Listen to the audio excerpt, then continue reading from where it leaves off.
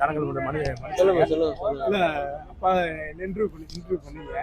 எனக்கு ஆசை நான் யாராச்சும் வச்சு ஆங்கர் மாதிரி யாராவது கேள்வி வைக்கவா? கேளுங்க, தாராளமா கேளுங்க. என்ன இருக்கு, கேளுங்க. ஃபர்ஸ்ட் உங்க பேர் சொல்லுங்க. ஹரிஹரன் ப்ரோ. எங்க இருந்து வரீங்க? கப்பகுளம் தான் வீடு. கப்பகுளம். உங்க ஏஜ் 24 ப்ரோ. என்ன பண்றீங்க இப்ப? சும்மா ப்ரோ. சரி, இந்த 2023 உங்களுக்கு எப்படி போச்சு? நல்லா இருந்துச்சா இல்ல உங்களுக்கு நடந்த நல்ல விஷயங்கள் ஏதாவது ஷேர் பண்ணுங்க. வழக்கம் போல தான் ப்ரோ. எல்லா வருஷம் எப்படி போகுது அதே மாதிரி இந்த வருஷம் நல்ல விஷயம் இல்லை. கெட்ட விஷயம்னா அவன் கூட பழக்கம் கட்டாக மாட்டேது. பின்னாடி இருக்கா பாருங்க, அவன் கூட கட்டாக மாட்டேது. அது மட்டும் தான். 2024 வரப்போகுது. அந்த வருஷத்துக்கு உங்க ரெசல்யூஷன் என்ன?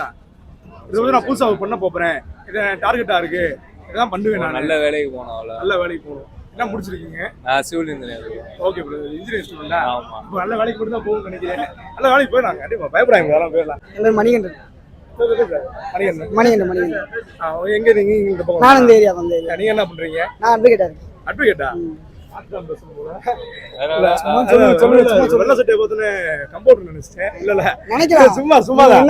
சொல்ற வரைக்கும் யாருக்கு தெரிய போகுது?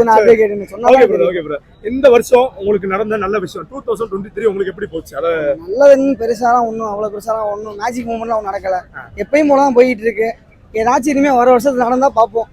செஞ்சதுதான் இருக்கே தவிர எது நல்லதுன்னு எப்படி சொல்றது? நல்ல விஷயம் அந்த அளவுக்கு.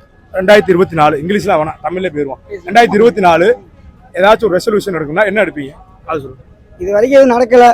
இனிமே 2024 நடக்குதான்னு பாப்போம். நடந்தா நல்லது. டார்கெட் வச்சிருப்பீங்களா? என்ன பண்ணலாம்? இருக்கு. அது பெருசா இருக்கு. அது இருக்கட்டும், அது வாடிக்கு இருக்கட்டும். நடக்கிறப்போ அது சொன்னா நடக்காது அந்த மாதிரி. அது வாடிக்கு இருக்கட்டும்.